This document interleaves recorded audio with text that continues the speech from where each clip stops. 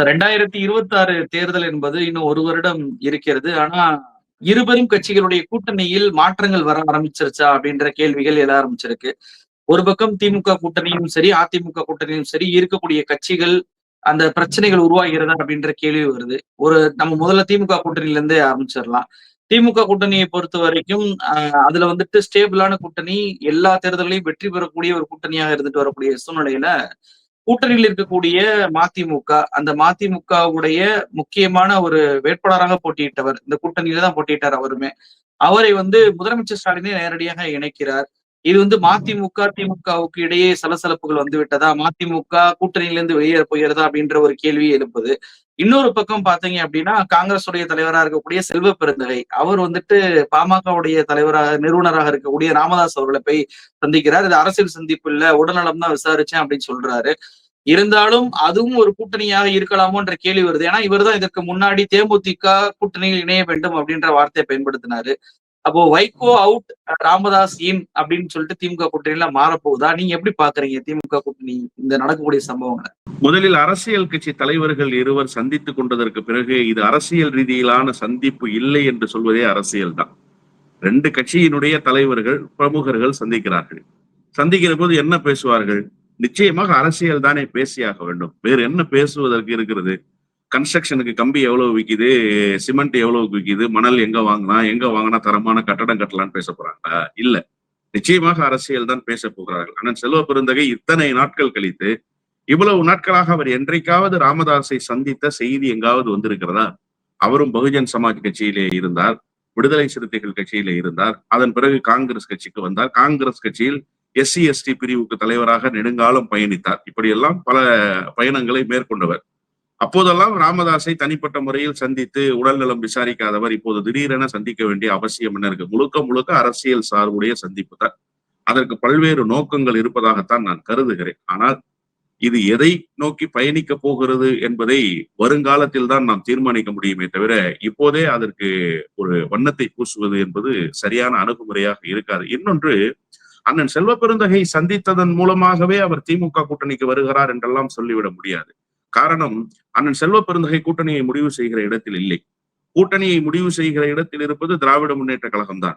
அதே போன்று பேச்சுவார்த்தை நடத்துகிற இடத்தில் இருப்பதும் திராவிட முன்னேற்ற கழகம் தான். அண்ணன் செல்வ பெருந்தகை ராமதாசினுடைய ஒப்புதலையே பெற்றுவிட்டு வந்தாலுமே கூட அவரால் முடிவெடுக்க முடியுமா? அவர் போய் திமுகவினுடைய தலைவரிடத்துல சொல்லணும், ஆனா இந்த மாதிரி நான் போய் பார்த்தேனே, அவர் இசைவு தெரிவிக்கிறாரு அப்படின்னு சொல்லி. இன்னொன்று, இப்ப ஏதோ ராமதாஸ் வராமல் முரண்டு பிடிப்பதை போல, ராமதாஸ் வந்தால்தான் இந்த கூட்டணி வெற்றி பெறும் என்பதை போல ஒரு தோற்றம் ஏற்படுத்துறாங்கல்ல. ராமதாஸிடம் போய் கூட்டணி பேச்சுவார்த்தை நடத்தி விட்டார் செல்வ பெருந்தகைன்னு சொல்லி. ராமதாஸ் ஏற்கனவே கிரீன் சிக்னல் போட்டாரு, நான் வர்றேன் உங்க கூடன்னு சொல்லிட்டாரு. முதலமைச்சர் இன்னும் டோரை ஓபன் பண்ணாம வச்சிருக்காரு. அதுதான் இங்க இருக்கிற பிரச்சனை. அதற்கு பல்வேறு காரணங்கள் இருக்கு. ஏற்கனவே ஜாம் பேக்டா இருக்கு இந்த கூட்டணி. எல்லாருக்கும் இடம் கொடுக்கணும். அறுதி பெரும்பான்மை பெறுவதற்கு 160, 165 இடங்களில் போட்டியிடணும். கூட்டணிக்கு ஏற்கனவே வந்து சேர்ந்தவர்கள், கொள்கை ரீதியாக கூட்டணியில் இருப்பவர்கள். இப்ப பாமக கொள்கை ரீதியிலான கூட்டணி இல்ல. திமுகவோடு பல முரண்பாடுகள் கொண்டிருக்கிற கட்சி. தேர்தல் கூட்டணியாகத்தான் வர முடியும். ஆனா விசிக அப்படி அல்ல, பொது உடைமை இயக்கம் அப்படி அல்ல, அந்த கூட்டணியில் இருக்கிற இன்ன பிற கட்சிகள் அப்படி அல்ல. அதெல்லாம் கொள்கை கூட்டணியாகவே தொடர்கிறது. திமுகவினுடைய சமூக நீதியை அவர்களும் பின்பற்றுகிறார்கள். திமுக பின்பற்றுகிற மொழிக் கொள்கையை அவர்களும் பின்பற்றுகிறார்கள். திமுகவுக்கு என்ன கொள்கையோ, திமுக எதை முன்னெடுக்கிறதோ அதை அப்படியே கூட்டணி கட்சிகளும் முன்னெடுக்கிற அந்த நிலையில் இருக்கக்கூடிய, எப்படி சொல்லணும்னு சொன்னா, தேர்தலுக்கான கூட்டணியாக அல்லாமல் தமிழ்நாடு நலன் சார்ந்து இருக்கிற கூட்டணியாக அது இருக்கு. இப்ப அவங்களை கைவிட முடியுமா? நிச்சயமாக கைவிட முடியாது. எனவே இந்த சந்திப்பு என்பது அரசியலில் ஒரு பரபரப்பை உண்டாக்குகிற சந்திப்பாக இன்றைக்கு மாறி இருக்கிறதே தவிர, ராமதாஸை வெளியே சென்று அழைத்து வருவதற்காக அண்ணன் செல்வ பெருந்தகை போனார், ராமதாசிடத்திலே பேச்சுவார்த்தை நடத்தினார், அதெல்லாம் ஒண்ணும் கிடையாது. அப்படியான ஒரு சூழல் திமுகவுக்கும் தேவையில்லை என்றுதான் நான் கருதுகிறேன். அவர் கேட்கிறாருல, என்ன உங்களுக்கு திடீர் பாசம் வந்துருச்சு? விசிகாவை சேர்ந்தவர்கள் ராமதாஸ புகழ்றாங்க, செல்வ பெருந்தகை போய் ராமதாஸ போய் பாக்குறாரு, இவங்க எல்லாம் இவ்வளவு ஆண்டு எங்க போனாங்க, திடீர் பாசம் வருவதற்கான காரணம் என்ன அப்படின்ற ஒரு கேள்வியும் அவர் கேட்கிறாரு. அதாவது இந்த பிரச்சனை குறித்து பத்திரிகையாளர்கள் திருமாவட்டத்துல கேட்கிறாங்க, நீங்க பாட்டாளி மக்கள் கட்சியினுடைய பிரச்சனை குறித்து என்ன கருத்தை சொல்றீங்கன்னு சொல்லி. அவர் ரொம்ப ஒரு மெஜஸ்டிக் லீடர்ங்கிற நிலையிலிருந்து கருத்தை சொன்னார். பக்குவப்பட்டு இருக்கிற தலைவர் என்கிற அந்த நிலைப்பாட்டை அவர் எடுத்து அந்த பதிலை சொன்னார். அதுல என்ன சொன்னாருன்னா, நான் இன்றைக்கு மாலை அணிவிக்கிற எல்லா அம்பேத்கர் சிலைகளும் வட மாவட்டங்களில் ராமதாஸால் நிறுவப்பட்டிருக்கிற சிலைகள் தான். கடந்த காலத்தில் பயணித்த பயணங்களை எல்லாம் கருத்தில் கொண்டு இந்த பிரச்சனை சுமூகமான முடிவுக்கு வரணும் அப்படின்னு சொன்னார். அதாவது நேர் எதிர் நிலைப்பாட்டில் விசிக பிரகடனம் செய்து 2 கட்சியை வச்சிருக்கு. ஒன்னு பாட்டாளி மக்கள் கட்சி, இன்னொன்று பாரதிய ஜனதா கட்சி. இந்த 2 கட்சி இருக்கிற இடங்களில் நான் இருக்க மாட்டேன்னு அண்ணன் திருமா சொல்லியிருக்காரு. இந்த 2 கட்சிகளோடு ஒட்டும் இல்லை உறவும் இல்லைன்னு சொல்லியிருக்காரு. இன்னொன்னையும் சேர்த்து சொன்னாரு, இந்த 2 கட்சிகளுக்கு போனவங்க என் கட்சிக்கு திரும்பி வராதீங்கன்னு சொன்னார். அப்ப அந்த அளவுக்கு ஒரு உறுதிப்பாட்டோடு ஒரு நிலைப்பாட்டை எடுத்திருக்கிறவர் இந்த விவகாரத்தில் சீப் பாலிடிக்ஸ் பண்ணாம ஒரு இன்டெலெக்சுவல் பாலிடிக்ஸ அவர் பண்ணார். அந்த கட்சி நல்லா இருக்கணுங்க, அந்த கட்சி அழிஞ்சு போகணும்னு நான் நினைக்கல அப்படின்றது. அப்ப அதன் பிறகு ஒரு அந்த மோதல் போக்காக இருந்த அந்த அரசியல் என்பது கொஞ்சம் முனை முழுங்கி போய் ஓரளவுக்கு பழைய சூழலுக்கு திரும்புகிற ஒரு காட்சியை நாம பாக்குறோம். பழைய சூழலுக்குன்னா அதுக்காக அண்ணன் திருமாவோடு கை கோர்த்துட்டார் ராமதாஸ், 2 பேரும் ஒன்னா சேர்ந்துட்டாங்கிறது அல்ல. மாறாக அந்த எதிர்ப்பினுடைய வீரியம் கொஞ்சம் குறைஞ்சிருச்சு. ஒரு கன்சர்னா இருக்காருன்னு பாட்டாளி மக்கள் கட்சியில இருக்கிற ராமதாசினுடைய அனுதாபிகள் கருதுறாங்க. பரவாயில்லங்க, திரும்பவும் கன்சர்னா தான் இருக்காரு ஐயா மேல அப்படின்னு. இன்னொன்று விசிகாவில் இருக்கக்கூடியவர்களும் அதை கருதுறாங்க. என்ன நினைக்கிறாங்கன்னா, என்னதான் அவர்கள் குடிசையை கொளுத்தி இருந்தாலும், என்னதான் சாதி ஆணவ படுகொலைகளை நிகழ்த்தி இருந்தாலும், சாதிய வன்மத்தை தமிழ்நாட்டினுடைய களத்தில் தூண்டி இருந்தாலுமே கூட தலைவர் பாத்தீங்களா எவ்வளவு பக்குவமா பேசியிருக்காரு, நாம அந்த தலைவர் வழி நிக்கணும் அப்படிங்கிற அந்த ஒரு மனநிலைக்கு வந்திருக்கிறாங்கல்ல. இது ஒரு புதிய மாற்றத்தை தந்திருப்பதாகத்தான் நான் கருதுறேன். ஒன்று. இன்னொன்று, திடீர் பாசம். ஏன்னா பிரச்சனை இப்ப வரும்போது தானே யார் நண்பன் யார் எதிரின்னு கணிக்க முடியும். பிரச்சனையே இல்லாம எனக்கு எந்த பிரச்சனையுமே கிடையாது, நான் நல்லா போய்கிட்டு இருக்கேன் அப்படின்னா எனக்கு நண்பன் யார் எதிரி யாருன்னே தெரியாது. நான் எவ்வளவு நாள் பாஜக தான் நண்பன், அதிமுக தான் நண்பன் தானே நினைச்சுக்கிட்டு இருந்தேன். இப்பதானே தெரியுது பாஜக நண்பன் இல்லை, அதிமுக நண்பன் இல்லை, மாறாக செல்வ பெருந்தகை போன்றவர்கள் நண்பராகிறார்கள். கட்சியில் இருந்து பிரிந்து போன வேல்முருகன் போன்றவர்கள் நண்பராகிறார்கள். எந்த கட்சி தங்களால் பாதிக்கப்பட்டதோ அந்த விசிகா தனக்கு நண்பனாக வருகிற காட்சியை ராமதாஸ் பார்க்க இப்பதான் ராமதாஸ் அரசியலை உணர்வார். அதனால இப்போதுதான் அந்த தேவை எழுந்திருக்கிறது. அந்த தேவை எழுகிற போதுதான் இவர்கள் வருவார்களா வரமாட்டார்களா என்பது தெரியும். எனவே ராமதாஸ் குறித்து அன்புமணி ராமதாஸ் பேசுகிற செய்தியெல்லாம் நம்ம கணக்குல கொள்ள தேவையில்லை. நீங்க முதல் கேள்வியில ரொம்ப அழகா ஒண்ணு கேட்டீங்க. முதல் முறையாக நீண்ட நாட்களுக்கு பிறகு ஒருவரை மறுமலர்ச்சி திமுகவிலிருந்து அதிகாரப்பூர்வமாக முதலமைச்சர் சேர்த்திருக்கிறார். அதிலும் 2021 வேட்பாளராக போட்டியிட்ட ஒருவரை சேர்த்திருக்கிறார். நீங்க மக்கள் நல கூட்டணி கலைஞ்சதற்கு பிறகு ஒருவரை கூட முதலமைச்சர், இன்னும் சொல்லணும்னா முத்தமிழறிஞர் டாக்டர் கலைஞர் அவர்களுடைய மறைவுக்கு பிறகு ஒருவரை கூட முதலமைச்சர் தானே வரவேற்று சேர்க்கல. கீழ்நிலையில் அங்கொன்றும் இங்கொன்றுமாய் சிலர் போய் சேர்ந்திருப்பாங்க, அது நமக்கு தெரியாது. அது கீழ்நிலையில் நடக்கிறது. முதலமைச்சர் அண்ணா அறிவாலயத்துல கூப்பிட்டு அவரே பொன்னாடை அணிவித்து வரவேற்றதுங்கிறது கிடையாது. எனக்கு தெரிந்து பல மதிமுகவினர் திமுகவுல போய் சேர்றதுக்கு முயற்சி எடுத்தாங்க அதிருப்தியின் காரணமாக. அப்போதெல்லாம் முதலமைச்சர் வரவேற்கல. இப்ப ஒரு கேண்டிடேட்டா போட்டியிட்டவரை பல்லடம் தொகுதியில நின்னவரை வரவேற்கிறாரு அப்படின்னு சொன்னா என்ன காரணம்? மதிமுக ஏதோ ஒரு வகையில் வழி தவறுகிறது, ஏதோ ஒரு வகையில் இந்த கூட்டணியிலிருந்து வெளியேறுகிற முயற்சியில் ஈடுபடுகிறது. அதற்கான சமிக்ஞையை மதிமுக கொடுக்குது.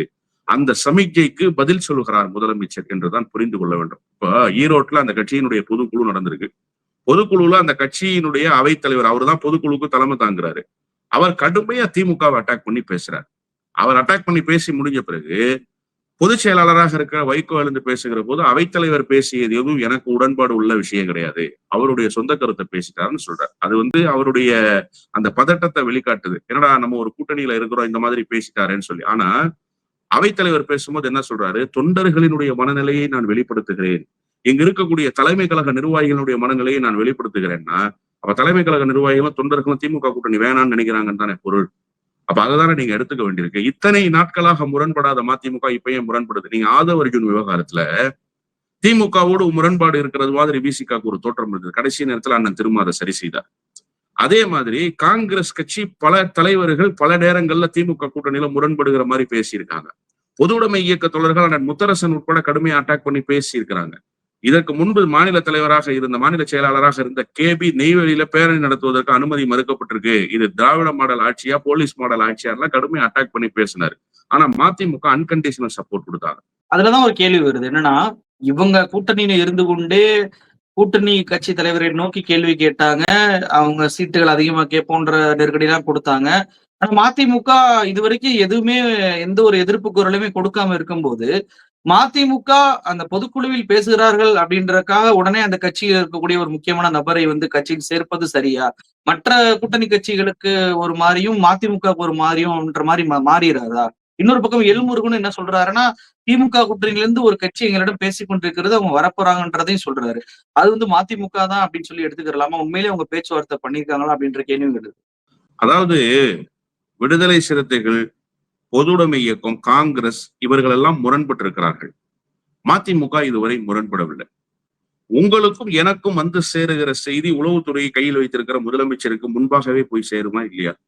வெறும் இந்த பொதுக்குழுவினுடைய பேச்சு மதிமுகவினர் முரண்பட்டு நிற்கக்கூடிய இந்த விதத்தை மட்டும் வைத்து முதலமைச்சர் அணுகல.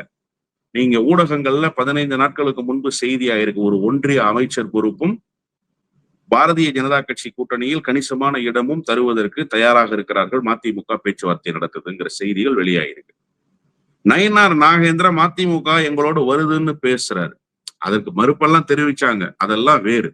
அப்போ ஏதோ ஒரு சமிக்ஞை இவர்கள் பாரதிய ஜனதா கட்சியினுடைய கூட்டணியை நோக்கி நகருகிறார்கள் என்பதை முதலமைச்சர் உணர்ந்திருக்கார். இன்னொன்னு நீங்க யோசிச்சு பாருங்க. 2021 திமுக கூட்டணியில உதயசூரிய சின்னத்துல போட்டியிட்டாங்க. 2024 தனி சின்னத்துல திருச்சிராப்பள்ளியில போட்டியிட்டாங்க. இப்போ ஏன் நீங்க 2024 கட்சி அங்கீகாரம் இல்லைன்னு தனி சின்னத்துல போட்டியிடணும்னு முடிவெடுத்த நீங்க கணிசமான இடங்களில் போட்டியிடணும்னு ஏன் தீர்மானம் போடல? தனி சின்னத்தில் தான் போட்டியிடுவோம்னு ஏன் தீர்மானம் போடல? இதெல்லாம் பேச்சுவார்த்தையில தான் நடத்துனீங்க. அப்போ தீர்மானம் போடாத நீங்க 2021 தேர்தல் அங்கீகாரம் பெறுகிற வகையில் கட்சிக்கு இடம் வேண்டும் என்று தீர்மானம் போடாத நீங்க இப்ப திடீரென தீர்மானம் போட வேண்டிய அவசியம் என்ன இருக்கு? இத்தனை நாட்கள் கழித்து திமுக கூட்டணியில நீங்க ஆர்கே நகர் இடைத்தேர்தல இருந்து தொடர்றீங்க. 2019 இருந்தீங்க, 2021 இருந்தீங்க, 24 இருந்தீங்க, 3 பொது தேர்தல்களை சந்திச்சிருக்கிறீங்க, ஊரக உள்ளாட்சி தேர்தல்களை சந்திச்சிருக்கிறீங்க. உங்களுக்கு ஒரு துணை மேயர் பொறுப்பு தரப்பட்டிருக்கு, நகராட்சி தலைவர் தரப்பட்டிருக்கு, 3 பேரூராட்சிகள் தரப்பட்டிருக்கு, ஒன்றிய கவுன்சில், மாவட்ட கவுன்சில்னு பல பொறுப்புகள் அதிகார ரீதியாக உங்களுக்கு திமுக கூட்டணியிலிருந்து தரப்பட்டிருக்கு. இன்னொன்னு சொல்றேன் நானு, நிறைய இடங்கள்ல அசிஸ்டன்ட் பப்ளிக் ப்ராசிக்யூட்டர் போட்டிருக்காங்க மதிமுகவுக்கு. பல கூட்டணி கட்சிகளுக்கு அந்த வாய்ப்பு இல்ல. மதிமுகவுக்கும் அந்த வாய்ப்பை கொடுத்தாரு முதலமைச்சர். இன்னொன்று, சில வாரியங்களில் உறுப்பினர்கள் பொறுப்பையும் கொடுத்தாரு முதலமைச்சர். இப்படி கூட்டணியில் மதிமுகவுக்கு ஒரு முக்கிய இடத்தை தந்திருந்தார். இது எல்லாம் செய்த முதலமைச்சரை நீங்க விமர்சிக்கிறீங்க, திமுகவை நீங்க விமர்சிக்கிறீங்க. இப்போ ஒரு ரூட்டை வேற ட்ராக்ல எடுக்கிறீங்க நீங்க. இப்ப இந்த ட்ராக் உங்களுக்கு ஓபன் ஆனதுனால தானே இவ்வளவு வேகமா நீங்க தீர்மானம் போடுறீங்க. இல்லைன்னா நீங்க தீர்மானம் போட்டிருப்பீங்களா? 12 இடங்கள்ல போட்டிங்கிற தீர்மானம் எதை வலியுறுத்துது? இதை பொதுக்குழுவுல தீர்மானமா போட வேண்டிய அவசியம் என்ன இருக்கு? தீர்மானம் போடுவதன் மூலமாக நீங்க என்ன செய்தியை நீங்க சொல்ல விரும்புறீங்க?